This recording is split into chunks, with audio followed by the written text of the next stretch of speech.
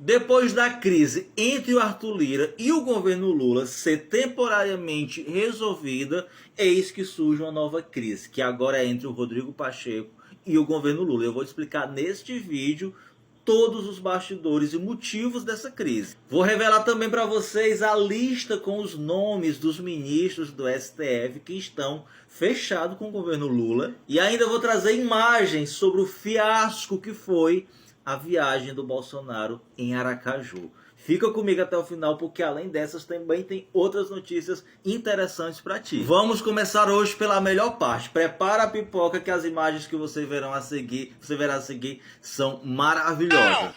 Sora tá chegando, vai ser preso, viu? Já devolveu a joia já? Já devolveu a joia lá? A joia é do Brasil, viu?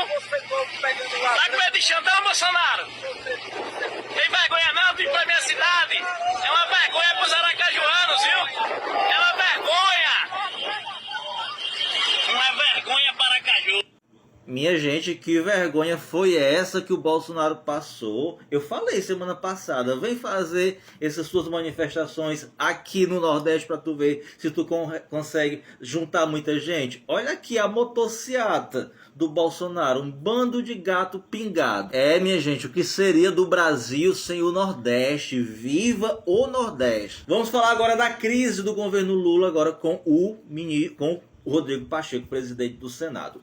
O Fernando Haddad deu uma entrevista nesse final de semana e ele falou que a responsabilidade fiscal para zerar o déficit público não é uma responsabilidade somente do governo Lula, do Ministério da Fazenda, mas deve ser também uma responsabilidade do Congresso, dos senadores e dos deputados. E ele falou isso porque ele está trabalhando muito para conseguir bater a meta de zerar o déficit, enquanto o Congresso está enviando pautas bombas para aumentar ainda mais o orçamento público e impedir que a meta do zero déficit fiscal seja aprovada. Exemplo dessas pautas bombas: a desoneração da folha de pagamento de 17 setores da economia, que inclui o setor de comunicação. Por isso que a imprensa, especificamente a Globo, bate muito nessa tecla, porque ela ganha muito dinheiro em não pagar imposto por conta dessa desoneração e também por conta da PEC do quinquênio, que quer dar 5% de aumento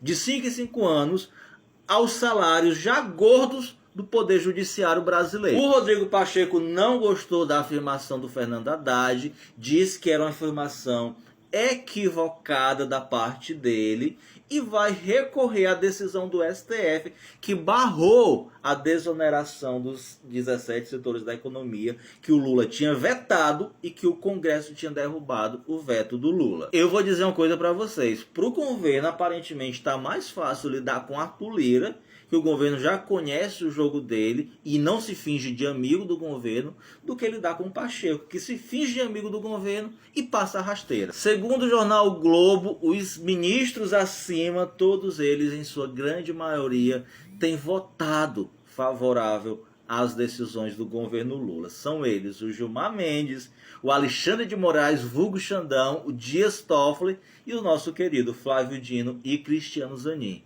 Esses estão fechados com Lula, são parceiros para ajudar o governo diante de todas as rasteiras que o Congresso tem tentado dar do governo. Vamos agora de rapidinhos. O Fernando Haddad, na mesma entrevista, também criticou o presidente do Banco Central, que tem ameaçado reduzir a velocidade de corte da taxa Selic ou até mesmo voltar a aumentar a taxa Selic, mesmo a inflação e queda em mesmo a inflação dentro da meta. E a PGR fez nova denúncia ao ministro Alexandre de Moraes de que a extrema-direita aguardava uma GLO para dar o golpe no dia 8 de janeiro. Essa denúncia descreve fatos inéditos e relevantes. A denunciada é Shirley Faete de Andrade, paranaense de Maringá, que estava lá já certa que uma GLO estaria pronta, disponível para dar o golpe assim que eles quebrassem tudo lá em Brasília. E o GSI do governo Lula colocou em sigilo e não quer